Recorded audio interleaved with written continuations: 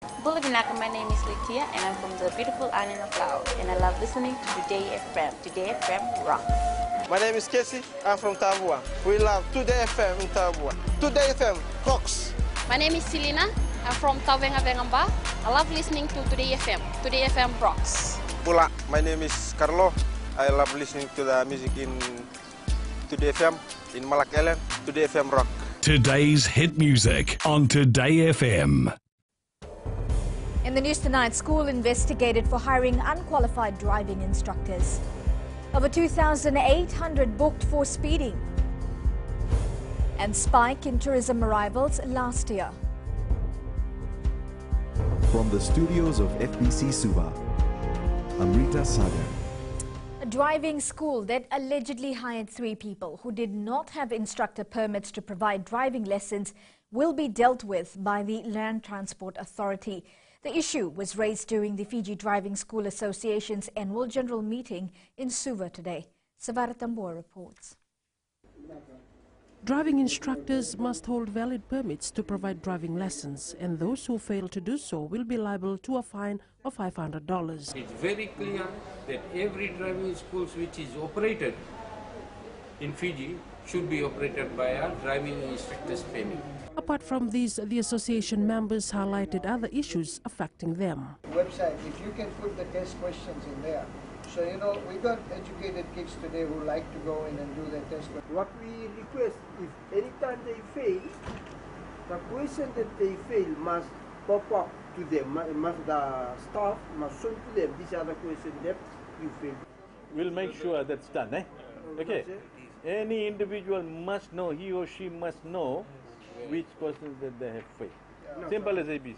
Meanwhile, Transport Minister Pravin Bala says driving instructors must work safely and aim towards producing safer drivers. Driving school operators should ensure that knowledge and skills imparted to drivers should enable them to make right decisions at all times, and more importantly, to abide by the laws and regulations concerning the proper use of our roads in Fiji. There are 107 driving schools, of which 49 are in the Central and Eastern Division, 44 in the West, while 14 are operating in the Northern Division. Sabir Tambua, FBC News. A 53-year-old truck driver from Taladakimba died last night following a motor vehicle accident. The incident occurred near Tau village in Nandi. Police say the victim is alleged to have lost control of the truck he was driving, and as a result it veered off the road. The victim was transporting logs, and due to the impact of the accident, he was trapped inside the vehicle. Police say he was pulled out of the truck by villagers. He was conveyed to the Nandi hospital but was pronounced dead on arrival. The road death toll stands at 7 compared to 10 for the same period last year. The police force has released alarming statistics relating to traffic infringements as only few days remain for Operation Tatarovi to end. Just last month, 2 women died in separate road accidents. In the first 15 days of February, speeding continued to top the list of traffic infringement bookings, with 2,859 drivers booked. 379 drivers were booked for careless or inconsiderate driving, 370 for not wearing seatbelts, 24 for driving without license, 31 for driving with expired license, 160 for failure to produce license, 50 for improper use of mobiles, 52 for illegal operation, and 137 for carrying excess passengers. Chief Operations Officer Acting ACP Maritino Ngilevu says last year of the 17 deaths, 31 were directly linked to speeding. Fiji's thriving tourism industry performed exceptionally well last year, raking high visitor arrivals with a growth of 6.4%. Impressively, for the first time, monthly visitor numbers topped the 90,000 mark. Rachel Nard reports a spike was registered in arrivals from New Zealand and America. Visitor numbers from Fiji's traditional market, Australia, has dropped by 2% compared to 2016. However, the tourism industry is not troubled as increases from America makes up the shortfall. They are quite welcomed in Fiji because they don't come in normal seasonal periods. They come all year round, And they don't just stay in Benara, for example. They go all over Fiji. Fiji and Tourism Fiji has realized this and have redoubled their efforts in marketing to the US market. They're high spenders also. Increases from New Zealand, the US, Asia, Pacific Islands and Japan has been attributed to the direct connectivity, which the ministry wants to capitalize on. This year, they will look at a review of the brand, ensure that our marketing efforts remain fresh and relevant. From government's point of view, marketing is very important. We're also ensuring that in terms of our regional representatives, Tourism Fiji officers around our main markets. The Fiji Hotel and Tourism Association says they are ready to cater for the growing demands. During the peak months, certain resorts are full. I think the trick is to make sure that all the hotels and resorts are full, and for much of the year, not have the seasonality. The association believes more needs to be done to fully capitalize on the arrivals and make the industry buoyant and sustainable. Rachel Nath, FBC News. Still to come, people with albinism need more respect. And from a sales boy to now a businessman, we bring you the success story of Muhammad Ayub. Stay with us.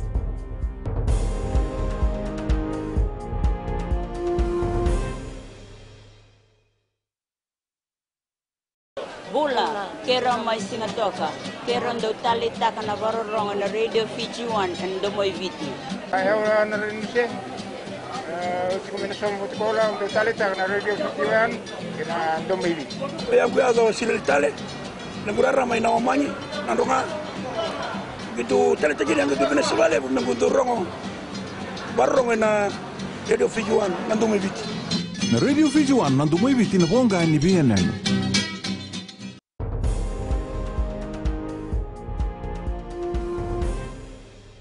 Persons with albinism need the same respect as any other person, especially when they are diagnosed with cancer. There are 180 people with albinism in the country and 2 have been diagnosed with skin cancer. Pranit Prakash reports. We tend to be ignored a lot by society. Saini Militawake says people with albinism often feel isolated and face many forms of discrimination. We are labeled, and many times we are referred to as Kaivalanginiviti, rare, a very derogatory comment, and also many times people are ashamed of us. Is it that because we lack the color? Yeah, but I guess we're all human beings. People with albinism also have a high risk of developing skin cancer. They lack color pigment, which produces colors in the eye, skin and hair. It is important to note that sometimes a non-healing wound on persons with albinism can contribute to skin cancer. Normally, when the wound is there, a persistent sore is there, after a month, that it needs to be taken care of because that could be an early sign of skin cancer. Dr. Isimeli Tukana says hope and support should be given to those diagnosed with cancer. It's important that those living with cancer or cancer survivors are provided support from families, friends, employers, colleagues, religious organizations, and the community. Albinism Fiji believes a multi-sectoral approach needs to be taken to address albinism and skin cancer. Albinism education for healthcare workers, teachers, and family members has also been recommended. Pranita Prakash, FBC News. The Fijian Holdings Unit Trust portfolio reached $100 million as of January. Group Chief Executive Nozab Farid says this portfolio is held by 13,000 holders, of which close to 90% are ordinary Fijians. Farid says over the last 17 years, the trust has more than tripled its portfolio, and this year the target has been set for $20 million. Farid says more Fijians are opting to save with FHL Unit Trust. A big, because in Fiji we don't have a gated community. We got 1 or 2 small ones, but this is going to be maybe 100 houses gated community. So what is some sort of a denera we try to replicate in Sua. So at this stage it is still conceptualized. We have already got the land to some extent. We have expressed our interest and they have accepted our proposal. But now we are looking at the right partner to go ahead. The migration of real estate salesperson from one company to another is a concern for the Real Estate Association. President Vyasdev Sharma says real estate companies provide in-house training to these salespersons, and they move to another company within months of training. Sharma says these contracts of these salespersons clearly state that they can't leave for a certain period of time after being trained. However, this is not being followed. He says the issue has been raised with the Real Estate Licensing Board. In joining the new agency, the salesperson attempts to take with them clients which the salesperson had under the previous agency. Trade details of agencies are at risk. Lack of proper handover done by salesperson, and also poor ethical behavior. In other news, the Bollywood industry is mourning the death of superstar Sri Devi Kapoor, who died of a heart attack. From sales boy to supermarket owner, an achievement Muhammad Ayub did not even think about in his dreams. Born and bred in Lambasa, 47-year-old Ayub now owns the Sardar Trading Supermarket along Grantham Road in Rewai, Suva. Eronito Inuku with this success story. Successful Fijians is brought to you by the Fiji Development Bank, your partner in progress. Coming from a farming background, Muhammad Ayub had never thought about venturing into business. After Form 4, I had to leave my school because my parents, they can't afford to pay my bus fare and my school fees. Ayub dropped out of school at the age of 16 and joined his father in the farm. Like the boys, they were going to FIT, they were coming to UN, USP. So I was too eager because I wanted to study more, but my parents couldn't afford me. He found that he was good in the sales field during his first formal job at CJ Patel.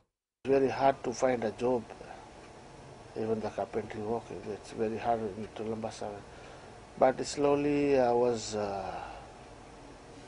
looking for the job, and I managed to get it from CJ Patel. It was my first breakthrough for it was like a trainee salesman. At the age of 18, Ayub came to Suva to study carpentry at Montfort Boys Town, but it wasn't his calling. I was doing my evening classes with Dave.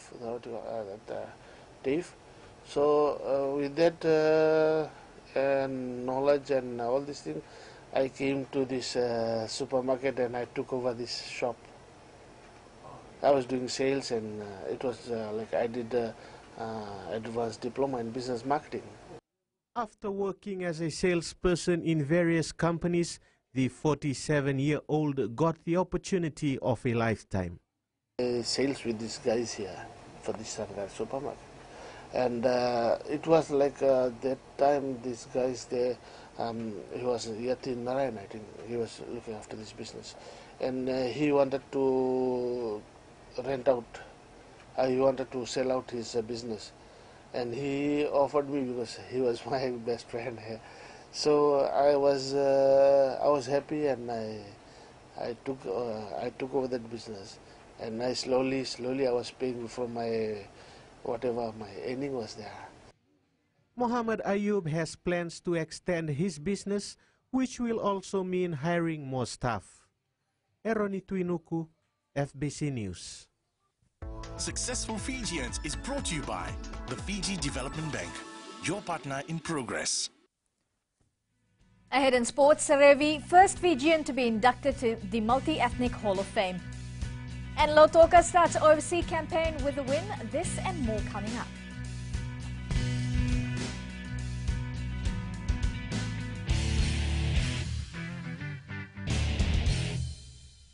Moala rarara ranavika, o tikongona taunu singatoka, ando talitaka na wakaronga ng Bula FM, number 2 na seri. Ya dora subuli kurnambili, iborani batu karahambara binaranga, do talitakina na wakaronga ng Bula FM, number 2 na seri.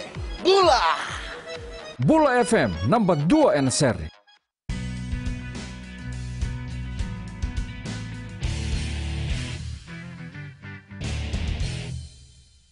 The King of Sevens, Waisale Sarevi, has made history, becoming the first Fijian and the first rugby player to be inducted into the Multi-Ethnic Sports Hall of Fame. The former Fiji Sevens national rep and coach has dedicated his achievement to Fijian fans, former coaches and his former teammates. Seta Tamanivalu played alongside his nephew, Manasa Mataele, who scored the last try for the Crusaders in their 45-23 win over Chiefs during their first round of Super Rugby at the AMI Stadium in Christchurch, New Zealand last night. The Chiefs tried to maintain pressure over their opponents, but the defending champions proved too strong as they widened the score margin in the second spell. Eroni Tuinuku once again. Crusaders team captain Sam Whitelock says the match wasn't going their way in some areas of play, but the boys bounced back before the final whistle. The boys are blowing pretty hard. It's very, very tough when you go down to 14 men for a period, but the best thing is the boys stuck together. Despite the win, the defending champions have a lot to learn before their next encounter. It's full credit to them. They started us of the pill and they used this light breeze to great effect, so it's one of those ones that we're going to get better and smarter. Chiefs captain Sam Kane says the standard of Super Rugby has improved and they need to lift their performance. Yeah, we definitely got beaten to the punch that first 20, and to our credit, we actually clawed our way back really well in that the second 20 of the first half. Like this Super Rugby, you've got to be switched on for the whole game. Meanwhile, in another Super Rugby clash, the ACT Brumbies edged Sunwolves 32-25, Lions thrashed the Jaguars 47-27, and the Bulls beat the Hurricanes 21-19. The Crusaders will take on Stormers in their next match. Eroni Tuinuku, FBC Sports. Meanwhile, the Waratahs and the Stormers Super Rugby clash was more of a track and trailer as both teams capitalised in every aspect of the play, despite the last-minute score by the Australians giving them a 34-27 victory. Both teams scored 2 tries each in the first half and were locked in a 17-all draw during the break. Waratahs 22, and the ball goes out to Rule, back into Kitsov, and the front rower in the air. Folau chases and takes it brilliantly. Israel Folau plucks it out of the... Finds the target. Hannigan. And Hooper! And the kick over the top. Did they get it down? Kicking across field. And Rona gets the pass away and comes out for Carr. And diving over between. Crowd starts to roar here. Foley, they need quick hands. Hannigan reaches out. He slams. The Scotland rugby side ended England's winning run in the Six Nations Championship with a 25-13 victory in Murrayfield, Scotland this morning. The Scottish side produced a fantastic first-half display with a 22-6 lead and kept the pressure on the visitors until the final whistle. Meanwhile, Ireland maintained their unbeaten victory with a 35-27 victory over Wales at the Aviva Stadium in Dublin this morning. Both teams maintained composure throughout the match, but the Irish kept the pressure on the visitors, scoring a total of 5 tries, while the Welshmen were only able to score 3 tries. The Lautoka football side has secured its first win in the Oceania Football Confederation Champions League, beating Madang 3-1 today. The Blues led 2-1 at the half-time break with goals from Benjamin Totori and Corey Chattelberg. Brian Caltack sealed the deal for Lautoka with a late goal in the 70th minute of play. Right there.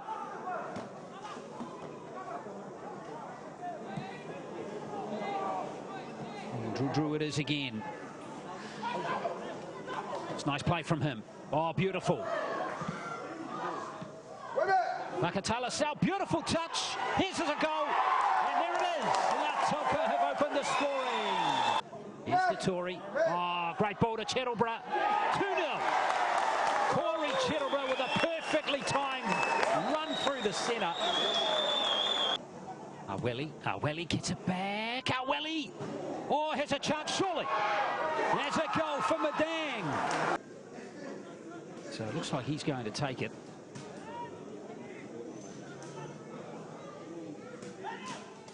Caltech. Oh! That is class.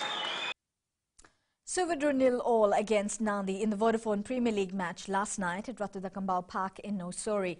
The capital side played with 10 men from the early stages of the first half after striker Savinathan Nakalevu was red-carded for punching Nandi's Rupeni Rambidi. Nandi's Jasimvata Nungulangi had an opportunity to put the team on the scoreboard just before half-time after being awarded a penalty, but was unsuccessful.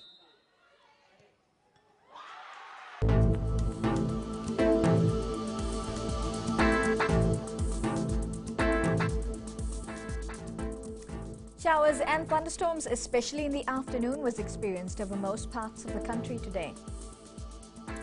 In the west, it was fine, apart from afternoon or evening showers and few thunderstorms. From Pacific Harbour to Suva, cloudy periods with some showers and thunderstorms becoming heavy and frequent tomorrow.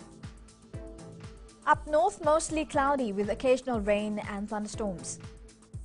At sea, moderate east to northeast winds, moderate seas. For the tides, low tide is at 8:44 p.m. and high tide is at 2:58 tomorrow morning. Sunrise will be at 6:04.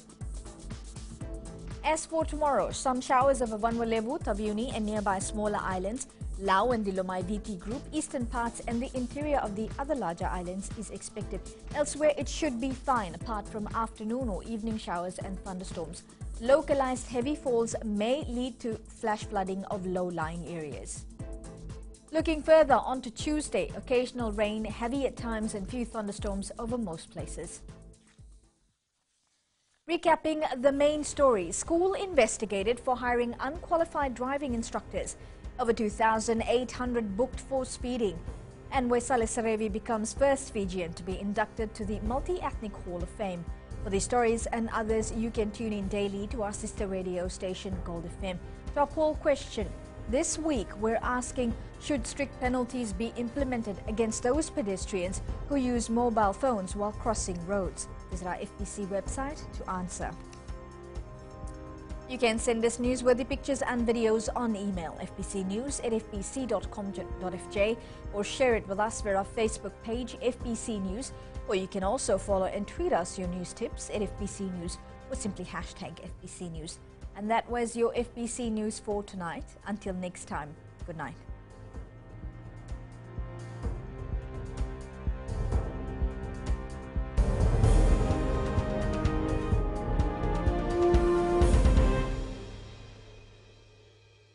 मैं Premila वायरुकू recce recce से सुबह मेरी आँख खुलती है तो मैं मिर्ची एफएम सुनती हूँ। मिर्ची FM is number 1, it's so hot. हम लोग बार टाउन के कैरियर ड्राइवर लोगों ने हम लोग के मिर्ची एफएम सुनो अच्छा लगे। मिर्ची एफएम इज हॉट।